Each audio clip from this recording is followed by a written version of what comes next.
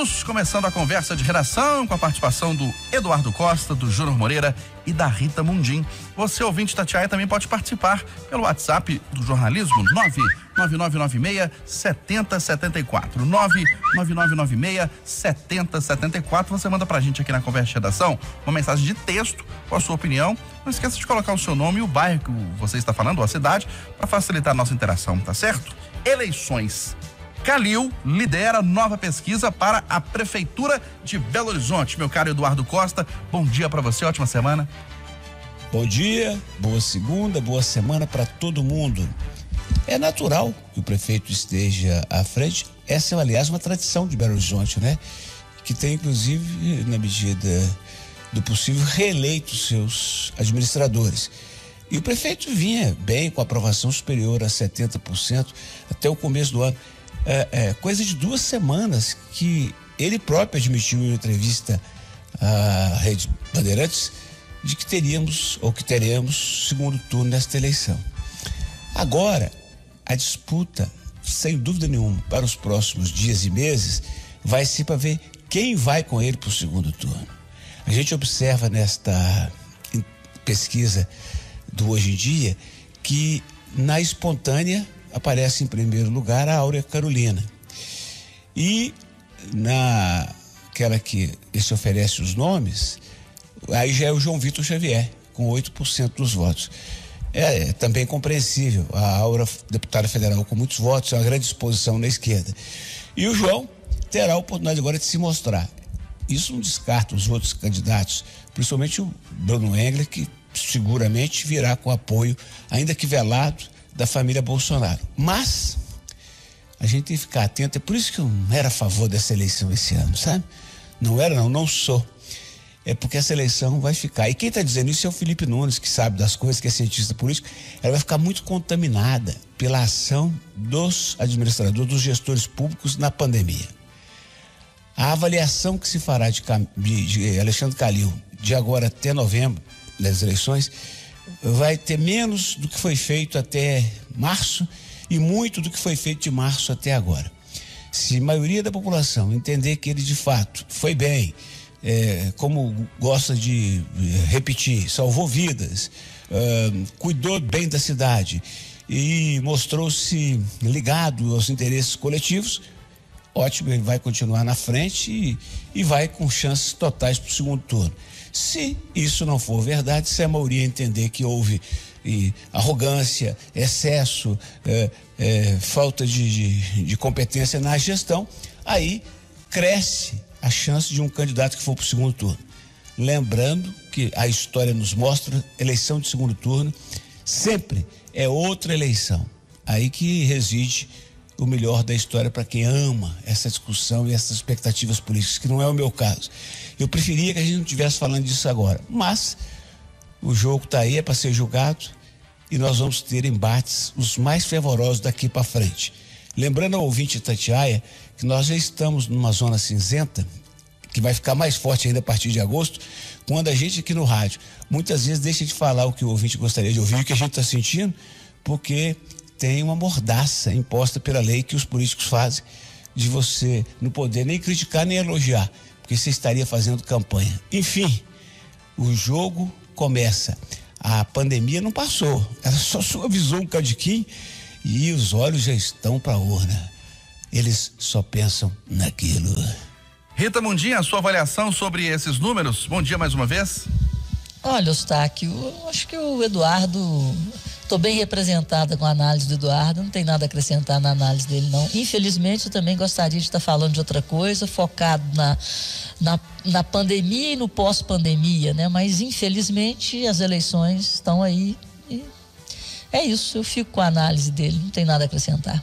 Ô Júnior, o tempo voa, faltam só, apesar do adiamento, só 4 meses para as eleições. Passa Bom dia muito mais rápido. uma vez. Bom dia mais uma vez para você, Eustáquio, para Eduardo, para Rita, para os ouvintes do Conversa de Redação. É uma pesquisa ainda de pré-candidatos, né? O pontapé nessa história toda para a gente ver como é que está o retrato nesse momento da corrida eleitoral. Eu gosto muito de pesquisa, Eustáquio, eu me delicio lendo as pesquisas, acompanhando o movimento dos números, né? Mas está muito no início ainda, né? Pelos números Não dá pra gente falar que vai ter segundo turno ou que não vai ter segundo turno, né? A gente não sabe direito nem como que as coligações vão ser formadas ainda, né? Quem que não vai ser, quem que vai ser candidato. Enfim, uma coisa que o Eduardo chamou atenção, que para mim também não é uma coisa muito boa, é a questão da gente discutir a pandemia numa eleição municipal, sabe? Acho que a eleição municipal, ela existe, e acredito mesmo que ela existe, pra gente discutir o posto de saúde, o buraco na rua, a iluminação pública, discutir a linha de ônibus, e esse ano vai ser uma eleição diferente. Isso me deixa triste, porque nós vamos deixar de discutir as coisas da cidade, as coisas que são do dia a dia da pessoa que sai de casa, do trabalhador comum. Agora, eu acredito que essa eleição deve ser decidida não na questão do isolamento ou flexibilização. Essa eleição vai ser decidida na retomada. O que as prefeituras, independentemente se for Belo Horizonte, Betim, Contagem, São Paulo, o que as prefeituras fizeram para retomar a economia. Eu acho que o ponto-chave está aí, e não no fechamento ou não das cidades. É curioso a coincidência do seu pensamento com o do Felipe Nunes, que é diretor da Quest Consultoria. A gente fez, eu e a Aline Neves, entrevistas 2 semanas atrás com cientistas políticos sobre a expectativa para as eleições desse ano. O primeiro a ser entrevistado foi o Felipe Nunes, e ele lamentou justamente isso que você disse.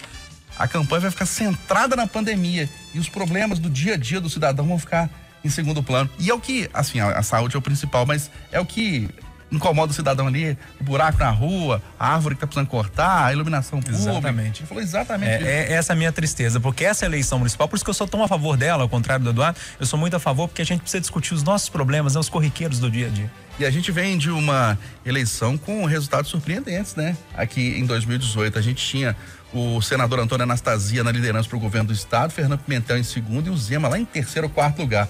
O Zema terminou em primeiro e ganhou a eleição. A Dilma Rousseff era líder nas pesquisas para o Senado, terminou em terceiro, ganharam o Carlos Viana e o Rodrigo Pacheco. Ou seja, tudo pode acontecer. Tudo pode acontecer.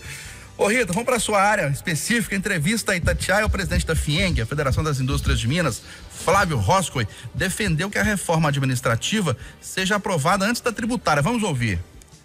Se a gente fizer a reforma tributária primeiro, qual que é a tendência de quem está na Receita Estadual ou Federal? É garantir os impostos suficientes para pagar a conta que eles têm hoje. Como a conta que tem hoje é déficit, tanto na União quanto nos estados, para garantir a conta de hoje, eles vão ter que aumentar a carga tributária. Se você faz a reforma administrativa e reduz o custo e o tamanho do Estado, você não vai precisar de uma reforma tributária que aumente a carga tributária. Por isso que eu tenho defendido que a reforma administrativa deveria ser anterior à reforma tributária, pois ela permitiria o Estado menor, mais enxuto, cobrar menos da sociedade.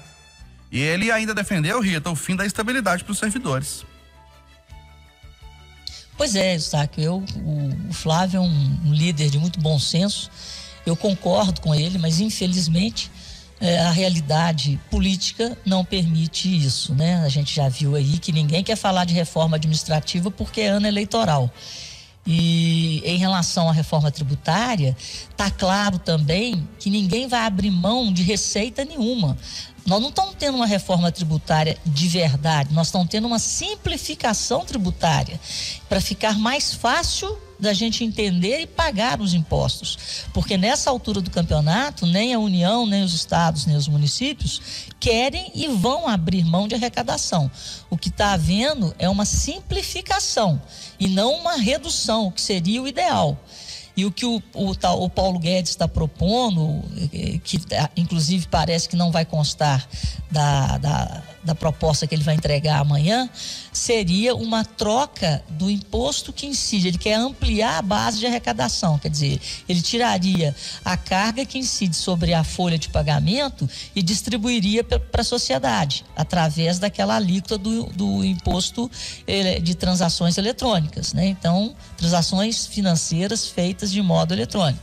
Então, ninguém está falando em redução, mas de simplificação, o que já melhora bastante. Então, eu acredito que a gente vai ter essa reforma tributária que já vai ajudar, né, se ela for inteligente, transparente, a simplificar a vida de quem produz, e depois teríamos a administrativa. O certo seria o que o Flávio falou mesmo, primeiro administrativa, aí você reduz o tamanho do Estado e aí você tem uma capacidade maior de entender quanto que é necessário arrecadar para tocar a máquina e para que o Estado tenha condições de investimento. Mas nós estamos fazendo o contrário, sem abrir mão de nada. Então a nossa carga tributária vai permanecer lá em cima, 36%, 38% do PIB. Infelizmente é isso, mas vamos simplificar. E aí, quem sabe teríamos, né, mais para frente uma outra reforma ou um corte desses de alguns impostos na medida que a reforma administrativa se tornar uma realidade. E aí, Júnior Moreira? Pois é, Eustáquio, é um assunto tão complexo esse, né? O que o Flávio Roscoe disse faz muito sentido, né? Que é fazer a reforma antes da tributária, né? Reforma administrativa, ou seja, enxugar um pouquinho mais o Estado para depois ele ficar mais barato e aí sim fazer uma reforma tributária que realmente abaixasse os impostos, né? Mas o que dá para ser feito agora, e eu já acho que vai ser muito difícil, é a reforma tributária, né? A gente tem que sempre pensar nesse termômetro, né? Do que é o ideal, o que a política proporciona nesse momento, e a reforma tributária, eu acredito que ela vai ser bem mais pesada do que a própria reforma da Previdência. A briga vai ser grande lá em Brasília. Agora, sobre a estabilidade dos servidores públicos, Eustáquio, quando tem um direito adquirido, ok, a turma que já está deixa como tá e vamos pensar daqui para frente, mas essa questão da estabilidade sempre me incomodou, porque não são todos e tem muitos funcionários públicos que são muito bons, que trabalham demais, mas tem uma turminha que trabalha no serviço público, que entrou para lá, coloca o pé em cima da mesa e vai levando a vida e o salário vai caindo no dia 5. Por isso que a gente precisa ter tantos servidores públicos assim. Repito mais uma vez, para ninguém me entender mal, tem muitos trabalhadores, muitos servidores que trabalham muito, mas tem uma parte que é bem complicada, e eu acho que essa questão da produtividade, né, de pagar quem realmente produz e produz mais, acho que seria o ideal nesse momento, mas é um debate praticamente impossível em anos como estamos vivendo. Só voltando ao tema anterior aqui sobre eleições, o Marcos Vinícius de Melo, do bairro Serra, ele tá lembrando uma questão que eu falei, que a Dilma Rousseff liderava todas as pesquisas para o Senado e terminou em terceiro, e ele tá lembrando que na verdade ela terminou em quarto lugar. Primeiro foi o Rodrigo Pacheco, depois o Carlos Viana, depois o Diniz Pinheiro, e a Dilma terminou em quarto lugar, né? Um resultado absolutamente surpreendente para aquela época. Para aquela época sim, mas a Dilma politicamente, ela estava muito queimada politicamente naquela época, né? Quando ela aparecia na frente das pessoas, ficava meio sem entender, mas as redes sociais ajudaram nessa reviravolta, e logo ali no finalzinho, na última semana, que a gente acompanhou de perto. Essas viradas aí, as redes sociais tiveram um papel preponderante. Ô, Júnior, e essa polêmica? O Conselho Nacional de Justiça vai concentrar apurações abertas contra o desembargador paulista que ofendeu guardas municipais em Santos, lá no litoral São Paulo. Ele falou que não aceitava a multa lá porque não estava usando máscara, rasgou a multa, ligou pro secretário e é reincidente na questão. Eustáquio, são resquícios de tempos que muita gente ainda não entendeu, que foram embora, né? Esses tempos já passaram, né? Já acabaram, né? Um desembargador, uma pessoa que a gente imagina que precisa ser ponderada, né? Que tenha capacidade de julgar, né? De olhar para os fatos de forma mais crua, sem qualquer um tipo de óculos, né? Mas olhar mesmo com olhar cru de quem precisa decidir, e ele chama o guarda municipal de analfabeto, liga pro secretário, você sabe, o famoso você sabe com quem tá falando, liga pro secretário de segurança e fala, e xinga, e rasga, enfim, é uma coisa nojenta, e tem muitos por aí, mas muitos, viu? Tem muitos que ocupam um cargo como esse, de desembargador, de juiz, de promotor, enfim, de delegado, cargos de autoridade, e que usam o cargo que ocupam para promover constrangimento, gerar medo, intimidação. Então, o que mais me deixa triste é que agora tá lá, a situação foi para a corregedoria, mas sabe o que vai acontecer? Nada. O máximo que pode acontecer é um cara desse aposentado ganhando o que ele ganha hoje, que para mim não é punição, né? Acaba sendo um benefício. É o nosso Brasil. Ainda fico esperando aqui que um dia a gente possa ter um país um pouquinho diferente. E o Eduardo Costa, o que acha disso, Eduardo? Sem palavras, né? Agora, primeiro eu saúdo a câmera que inventaram no celular, sabe? Eu assisti um especial sobre como é que chama, gente? Aquele homem simpaticíssimo que a Alessandra Mendes foi lá entrevistar, que foi presidente do Uruguai. José Mujica. Eu assisti um especial com o Mujica, fantástico, em que a equipe de reportagens leva o Mujica ao shopping, que hoje ocupa o lugar onde havia o presídio, que ele ficou preso muitos anos, na época dele de Tupamaro. Aí, quando eles entram no shopping, o passeio deles pelo shopping é interrompido o tempo todo com o povo querendo abraçar o Mujica e tirar foto. E o Mujica falou assim: é assim o dia inteiro. 2 horas do meu dia eu paro para tirar foto desse tal de celular. Inventaram esse tal de celular que acabou com a minha paz. Mas eu não reclamo não, porque eu sonho que esse aparelho está evoluindo tanto que vai chegar o dia que a gente vai fazer xixi nele. E quem está na minha idade precisa do aparelho desse para fazer xixi mais fácil toda hora. Então, bendita hora, senhor Eustáquio, que inventaram o celular para filmar um negócio desse, porque isso acontece, né, aos montes o tempo todo. O Brasil é assim, a gente finge que não, mas é assim. Se aquele guarda chapasse a mão na orelha daquele desembargador, a esta hora ele estava sem emprego. Se ele usasse uma máquina de não letal de contenção, ele estaria processado e ia perder o emprego. Se ele ousasse conduzir por desacato e todos os crimes praticados, aquele desembargador, ele iria perder o emprego. Mas como ele ficou quietinho, frio, sossegado, ele agora é alvo de uma ameaça do desembargador, que disse que foi vítima de uma armação e que isso não vai ficar assim, que a imagem dele não pode ficar machucada como está, que ele vai processar todo mundo.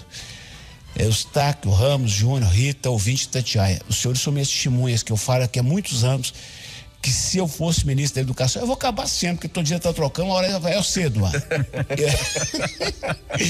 Eu vou criar, primeiro dia meu, primeiro decreto meu, o projeto de lei que eu vou mandar pro Congresso, criar uma matéria obrigatória nos 8 primeiros anos do ensino fundamental, chamada cidadania, na qual os professores vão falar e vão chamar palestra, chamar o policial para fazer uma palestra, chamar o negro para fazer o índio, chamar o jornalista, o taxista, o pedreiro, o engenheiro.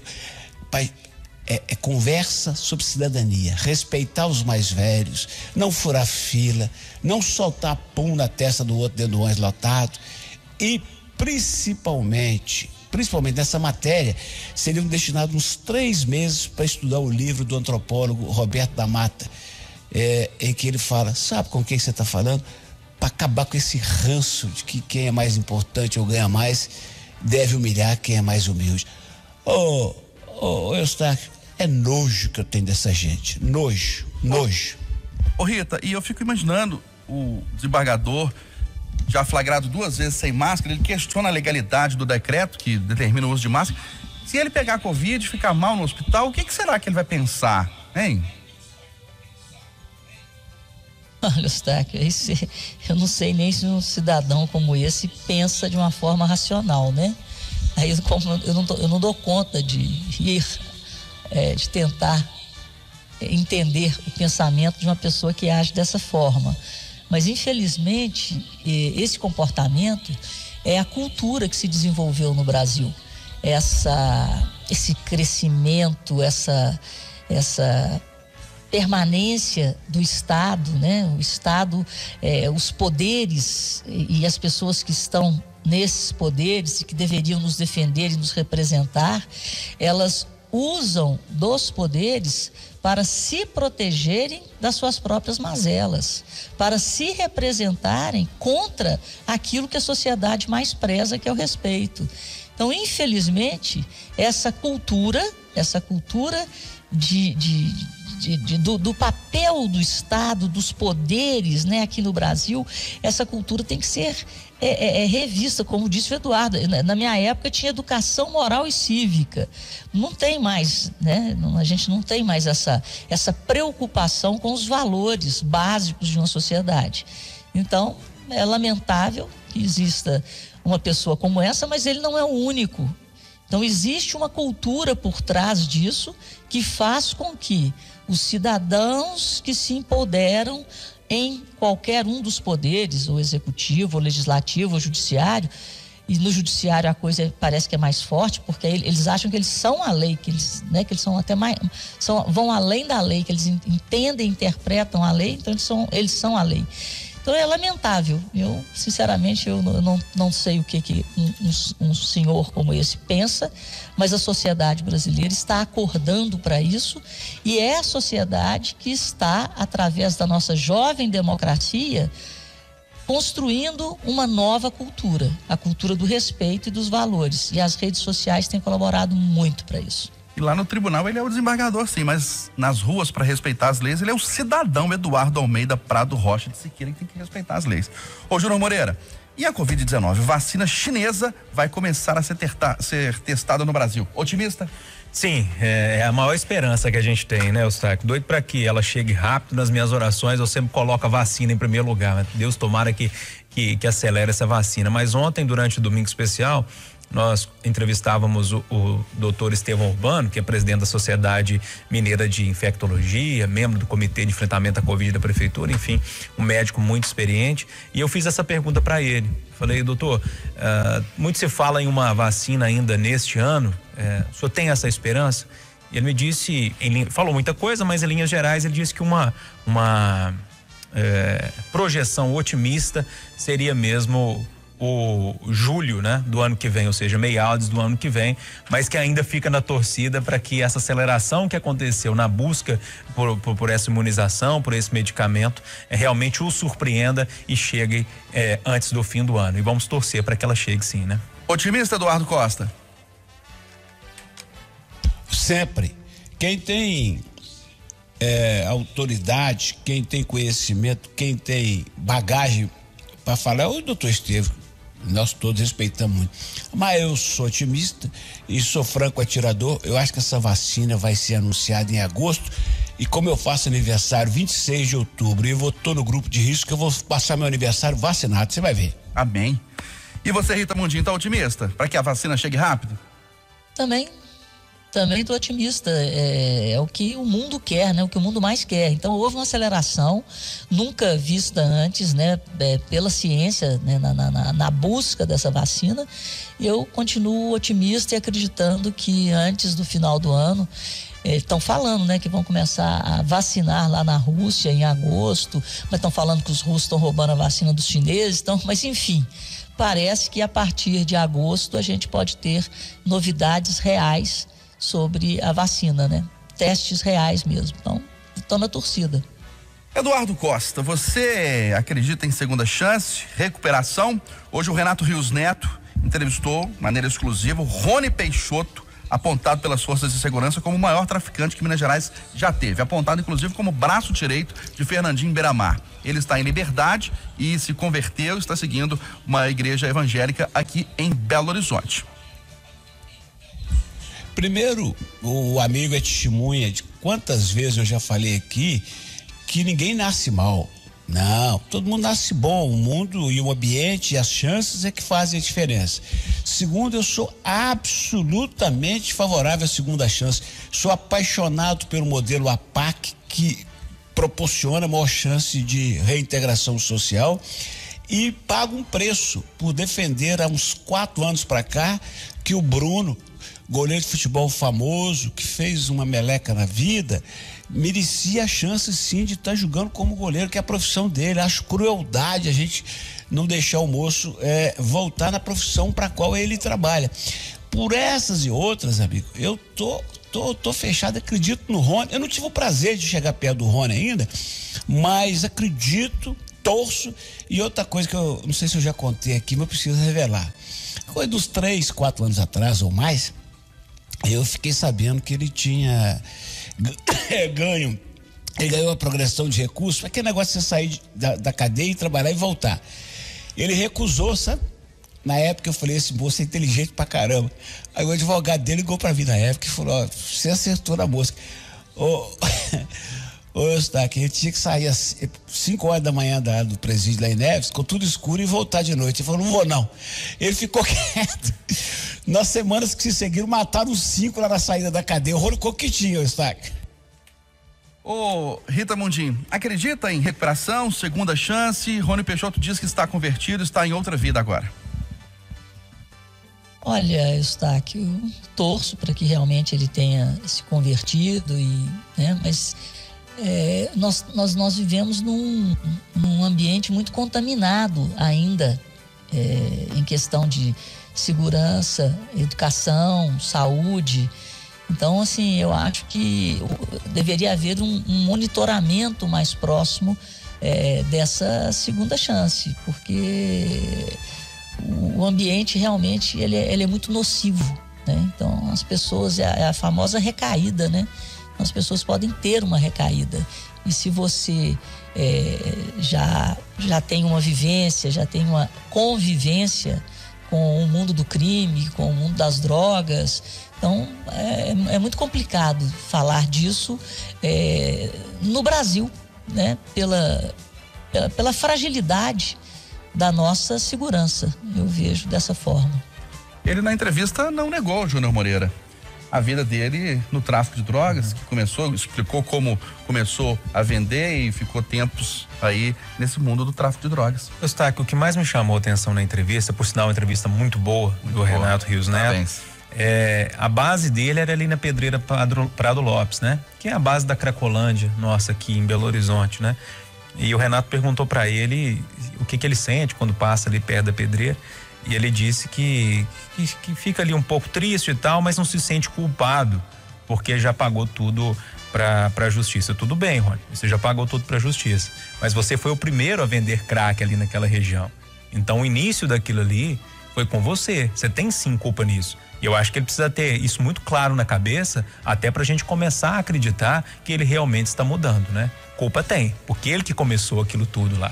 Então, quem sabe agora na igreja ele consiga fazer algo para que mude aquela história toda lá. 8h59 em Belo Horizonte, final da conversa de redação, final do Jornal da Itatiaia, primeira edição desta segunda-feira.